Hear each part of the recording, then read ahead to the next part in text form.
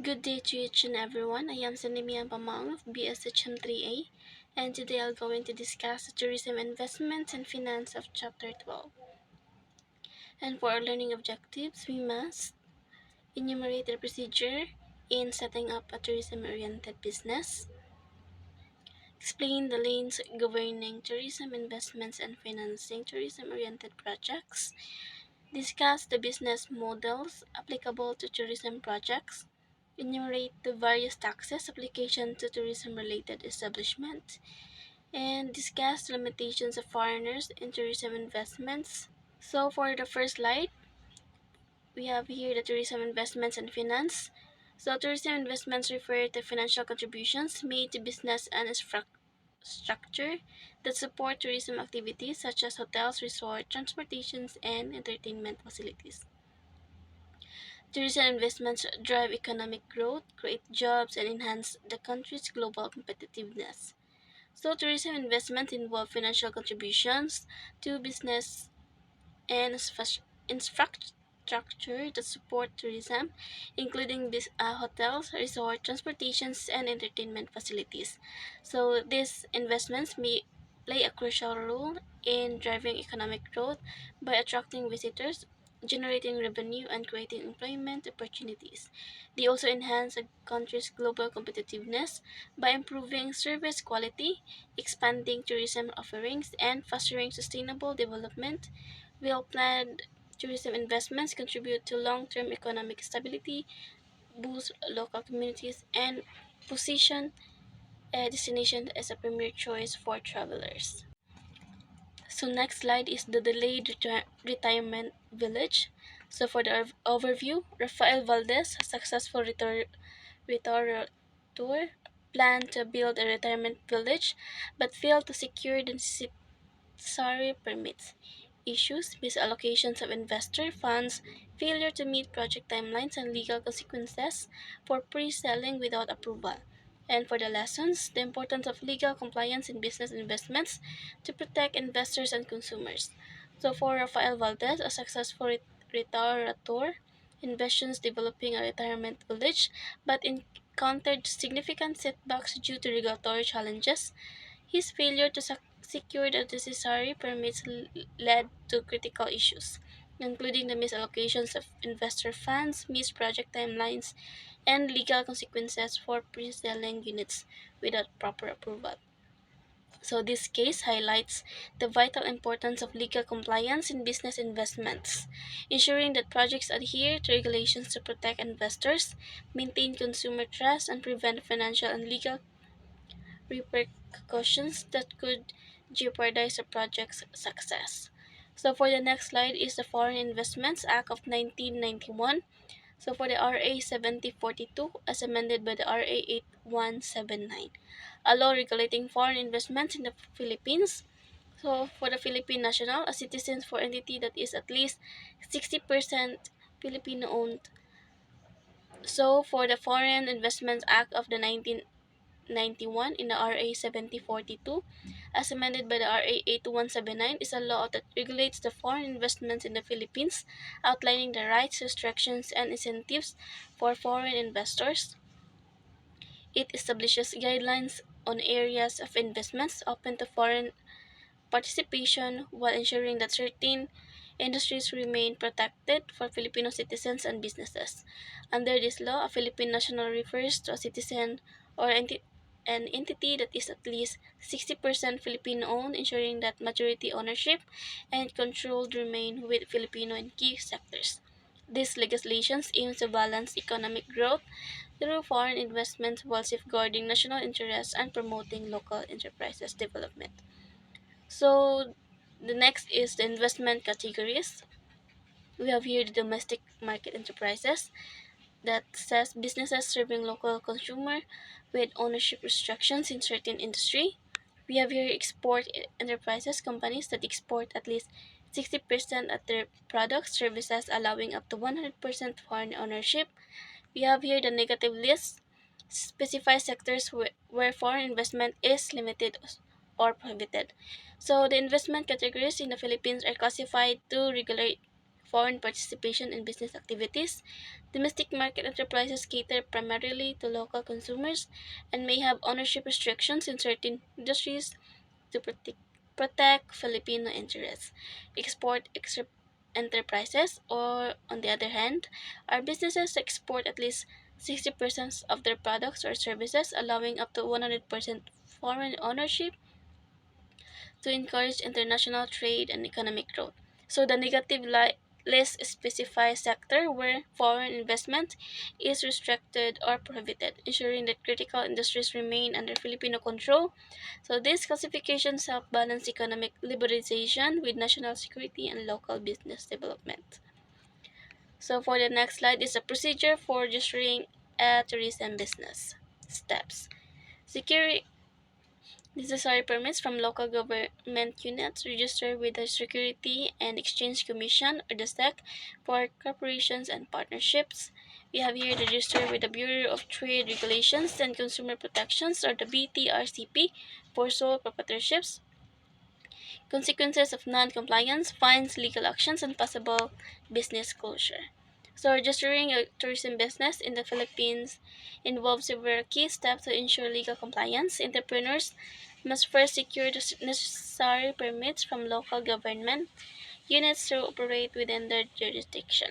Corporations and partnerships must register with the Securities of Exchange Commission, while sole proprietorship must register with the Bureau of the Trade Regulations and the Consumer Protection. So these registrations establish the business legal identity and ensure compliance with industry regulations. Failure to show these procedures can lead to serious consequences, including fines, legal actions, and even the closure of the business, highlighting the importance of proper registrations to maintain smooth and lawful operations. So we have here the foreign ownership limitations. The Executive Order number 139 establishes the foreign investments. So we have here the negative list. Foreign investments restricted sectors, mass media, professional services, small scale mining, 0% foreign equity allowed. Retail trade, public utilities, and educational institutions, various foreign equity limitations from 25% to 60%. Foreign ownership is in the Philippines is regulated through Executive Order number 139, which establishes the foreign investment negative list, a policy that defines sector where foreign equity is restricted or prohibited. Certain industries such as mass media, professional services, and small-scale mining are entirely closed to foreign investors, allowing 0% foreign equity to protect national interests and local employment. Other industries include retail trade, public utilities, and educational institutions have varying foreign ownership limits ranging from 25% to 60%, ensuring that essential services remain under significant Filipino control. So these restrictions help to safeguard economic sovereignty while selectively allowing foreign investments in sectors that contribute to national growth. So for the next slide is the investment in specific tourism sector. So it says that investment in the Philippine tourism sector are subject to varying foreign ownership regulating depending on the industry's strategic importance. Transportation and public utilities are limited to 40% foreign ownership due to their critical role in public services and infrastructure. Travel agencies and tour operators must be at least 60% Filipino owned to ensure local control over tourism services. Meanwhile, hotels and resorts allow 100% foreign ownership, but investors are encouraged to meet investment priority requirements that promote sustainable and high quality tourism. Restaurants and retail trade have been liberalized, but foreign investors must meet specific capital investment thresholds to ensure substantial economic contributions. These policies balance foreign investment attractions with national interest and industry development. So the next slide is Build, Operate, Transfer, or the BOT law in tourism infrastructure, a framework allowing private sector participation in infrastructure projects. Key provisions: government grants right to private entities to build and operate projects before transferring ownership. Foreign participation depends on project classifications, must comply with national and local regulations. So the Build, Operate, Transfer, or the BOT law provides a framework for private sector participation in developing tourism-related infrastructure, such as airports, roads, and transport systems. Under this model, the government grants private entities the rights to finance, build, and operate infrastructures projects for a specified period before transferring ownership back to the government. So foreign participation is permitted, but depends on the project's classifications, ensuring alignment with national interests. All BOT projects must comply with both national and local regulations to guarantee quality, sustainability, and public benefit. So this approach encourages investments, enhances tourism infrastructure, and reduces the financial burden on the government while fostering long-term economic growth. So for the next slide is the tourism investment incentives and financing.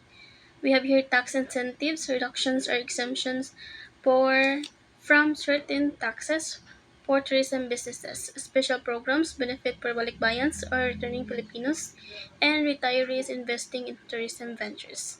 For government support, funding assistance, grants, and infrastructures development to boost tourism investments.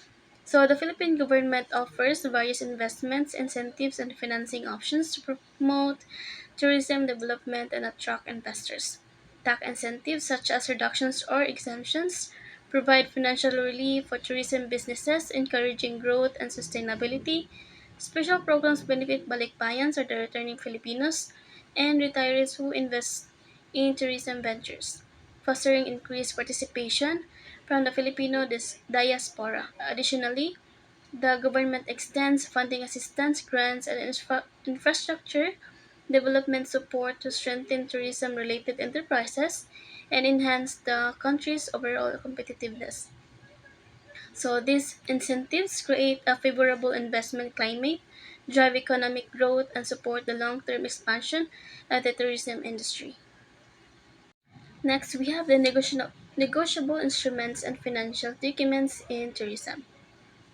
So for the negotiable instruments, promissory notes, written promises to pay a specified amount, bill of exchange, orders requiring one party to pay another, checks, bank issues payment, including travelers and manager checks, trust receipts, used for securing loans and tourism business transactions, letters of credit, bank guarantees ensuring payment for international transactions. So, in the tourism industry, negotiable instruments and financial documents play a crucial role in facilitating transactions and securing business financing. Promissory notes are written commitments to pay a specified amount, often used in business loans. Bills of exchange serves as order directing one party to pay another, ensuring smooth financial dealings. Checks, including the travelers and manager checks, provide secure payment method for tourists and businesses. Trust receipts help tourism enterprises secure loans by using purchased goods as collateral, while letters of credit act as bank guarantees, ensuring payment for international transactions. So, this financial instrument supports the tourism sector by promoting liquidity, securing investments, and enabling seamless domestic and international transactions. So, we have here the foreign exchange and banking regulations. So, when we say foreign exchange and banking regulations play a vital role in financial stability of the tourism industry.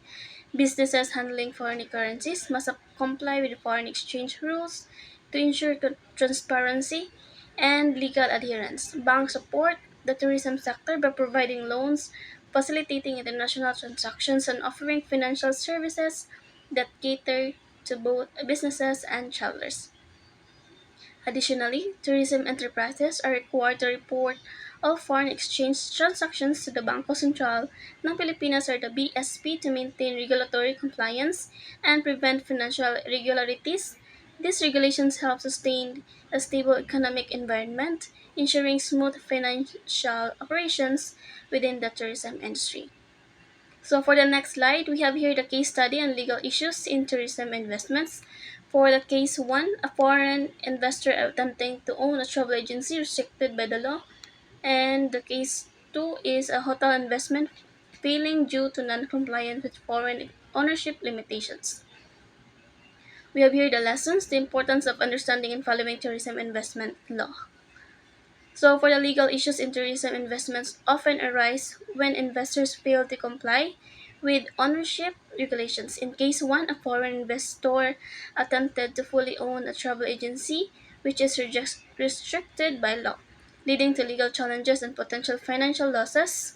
While in case two, a hotel investment failed because the investor did not adhere to foreign ownership limitations, resulting in legal disputes and business closure. These cases highlight the importance of understanding and following tourism investment laws, ensuring compliance with foreign ownership restrictions to avoid legal penalties, financial setbacks, and project failures. Proper due diligence and legal guidance are essential for the successful tourism investments. So, for the summary, we have here the adventure. Tourism investments require compliance with legal regulations. We have here the government incentives support the growth of the industry. Foreign investment is encouraged but subject to limitations. And the final thought is responsible tourism investments benefit the economy and ensure long-term sustainability. So, for the tourism investments are integral to the growth and sustainability of the industry, but they must adhere to legal regulations to ensure compliance and protect stakeholders. The government offers various incentives to encourage industry development, such as tax breaks and funding support. While foreign investment is welcome, it is subject to specific limitations and regulations to maintain national interests and control over key sectors. Ultimately, responsible tourism investments contribute to economic growth, create jobs, and promote long term sustainability by fostering a balance between profitability and environmental and cultural observations. Adhering to these guidelines ensure that the tourism sector thrives while benefiting both investors and local communities. So, thank you. As Warren Buffett wisely stated, risks come from not knowing what you're doing. So, these powerful insights underscores the importance of informed decision making in tourism investments. So, by understanding the legal frameworks, market dynamics, and regulatory requirements, investors can navigate the complexities of the industry and confidence, minimizing risk and maximizing opportunities. So, in conclusion, responsible and well researched investments not only contribute to the growth of the tourism sector, but also ensure its sustainability, benefiting both businesses and communities for years to come. Thank you and God bless us all.